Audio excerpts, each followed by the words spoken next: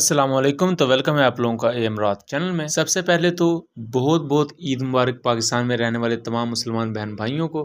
और 20 अप्रैल को उन लोगों की ईद थी जो पाकिस्तान से बाहर हैं, तो उनको भी ईद मुबारक। बेशक मैं लेट ही हो गया हूँ। आज हम दो चीज़ों पर बात करने जा रहे हैं। पाकिस्तान के अकंचे हेल यूसीएवी का पहला स्क्वाड्रन रेज कर दिया गया है, जो कि बहुत बड़ा माइलस्टोन है, क्योंकि पाकिस्तान चाइना के बाद, चाइना को अगर हम एक साइड पर रखें तो साउथ एशिया में पाकिस्तान वो फर्स्ट नेशन है जिसके पास हेल यूसीएवीज मौजूद हैं, जबकि इंडिया अभी अपने मेल यूसीएवीज को लेकर स्ट्रगल कर रहा है। इसके लिए इंडिया ने कुछ ड्रोन्स लेने थे यूएस से MQ9, लेकिन उसकी तादाद भी कम कर दी है पहले की निस्बत। दूसरा, रशियन S-400 सिस्टम के साथ एक और हादसा पेश आया है, यानी कि इस रशियन यूक्रेन वॉर में तीसरा बड़ा हादसा है जो कि S-400 को पेश आया है। इन पर बात करते हैं, लेकिन वीडियो में आगे बढ़ने से पहले आप चैनल को सब्सक्राइब कर लें और हमारी वीडियोस को शेयर कीजिएगा।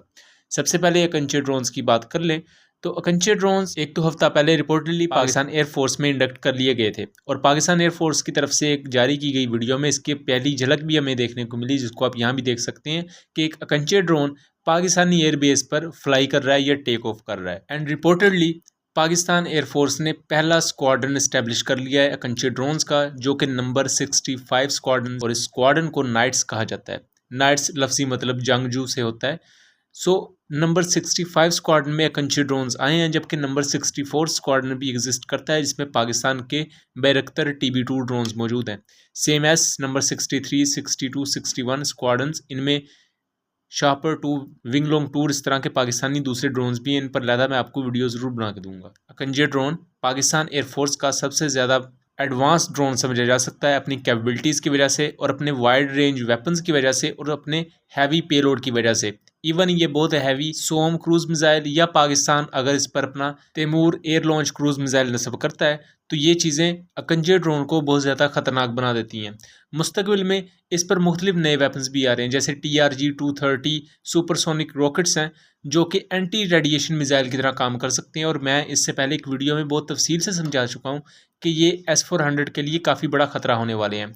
ये 45,000 फीट की बुलंदी तक जा सकता है, जो कि नॉर्मली फाइटर जेट्स की एक खासियत होती है। अगर एक ड्रोन 35 से 40 हज़ार फीट की बुलंदी से ऊपर जा सकता है तो उसे हेल यूसीएवी यानी कि high altitude long endurance drone कहा जाता है। जबकि मेल यूसीएवी के लिए बेसिकली 20,000 से 15,000 फीट की बुलंदी से ऊपर जाना उसको काबिलियत देता है कि ये एक मेल यूसीएवी यानी कि medium altitude long endurance drone है। पाकिस्तान एक नंबर ऑफ ड्रोन्स को यूज़ करता है, जिनमें पाकिस्तान के मुल्की साख्ता शापर 2 का ब्लॉक 2 और शापर 2 का जो ब्लॉक 2 है ये TB2 ड्रोन से काफ़ी ज़्यादा मुमासलत रखता है अपने कैपेबिलिटी के लिहाज से। उसके अलावा TB2 ड्रोन्स को नंबर 64 स्क्वाड्रन में रखा गया है।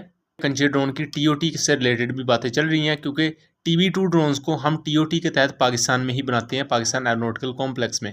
जबकि अकंचे ड्रोन के बारे में भी बातें चल रही हैं कि अगर इसका मैस ऑर्डर दिया जाता है, यानी कि ज़्यादा तादाद में पाकिस्तान एयरफोर्स इन्हें ऑर्डर करती है, तो इन्हें अपने मुल्क में लोकली तौर पर भी हम तैयार कर पाएंगे। जबकि इसके मुकाबले में इंडिया को देखा जाए तो अभी तक इंडिया कोई अच्छा अपना मेल यूसीएवी भी नहीं बना सका। उनके पास इजरायली हैरोन ड्रोन्स हैं, अच्छे ड्रोन्स हैं, बहुत अच्छे ड्रोन्स हैं, मेल यूसीएवी की कैटेगरी में आते हैं। उसके अलावा इंडिया MQ9 प्रेडेटर ड्रोन लेने की सोच रहा है 18 की तादाद में, लेकिन अब उसकी तादाद भी कम करके 12 कर दी गई है, क्योंकि MQ9 प्रेडेटर ड्रोन अपनी असल कीमत से भी ज़्यादा अमेरिका महंगे फ़रोख्त करने की कोशिश कर रहा है इंडिया को। अब हम अपनी दूसरी अपडेट पर आते हैं, जो कि बहुत ज़्यादा अहम है। रिपोर्टेडली S-400 के साथ एक बहुत बड़ा हादसा दोबारा हुआ है। ये हादसा जंग में नहीं हुआ, बल्कि समझ लें कि जंग के दौरान ही हालत अमन में ये हादसा हो गया। हुआ कुछ यूँ कि टूला के एरिया में, जो कि रशिया में मॉस्को इनका जो दारुल हुकूमत है उससे साउदर्न साइड पर 120 किलोमीटर दूर ये इलाका है। वहाँ एक हाईवे पर S-400 सिस्टम को ट्रांसपोर्ट किया जा रहा था यूक्रेनियन साइड की तरफ, जो फ्रंट लाइन्स हैं, यानी कि रशिया के वेस्टर्न साइड जहाँ यूक्रेन के साथ जंग जारी है।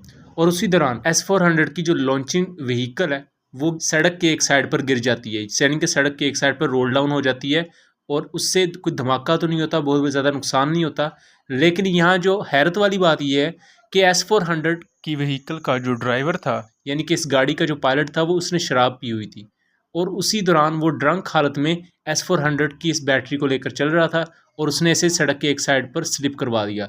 सोचने वाली बात यह है कि दुनिया की जितनी भी ट्रूप्स होती हैं, फोर्सेस होती हैं, उनमें डिसिप्लिन का बहुत ख्याल रखा जाता है, और किसी भी मिलिट्री में उनके कुछ खास वेपन्स होते हैं और उसके लिए बहुत ही स्ट्रिक्ट निगरानी वगैरह रखी जाती है, उनके लिए पूरे का पूरा सेटअप कायम किया जाता है कि कोई भी गैर मुतल्लका शख्स इनके करीब ना आए। तो जस्ट इमेजिन करें रशियन फोर्सेस की, इससे हमें अंदाज़ा होता है कि वो यूक्रेन जैसे छोटी सी कंट्री को अभी तक संभाल क्यों नहीं पाए। बहुत सी अनप्रोफेशनलिज्म भी देखने को मिली हमें रशिया की तरफ से।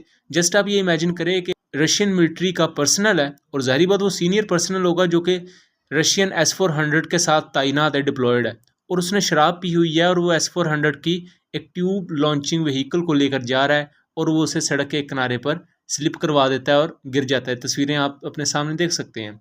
ना सिर्फ ये तीसरा बड़ा हादसा है बाय द वे। इससे पहले जो हादसा हुआ था वो 20 जुलाई 2022 में रिपोर्ट हुआ था, जब एक S-400 के रडार 48YA6K1 पोर्टलेट रेडार होता है लो एल्टीट्यूड सर्विलेंस के लिए, और ये S-400 के साथ यूज़ होता है।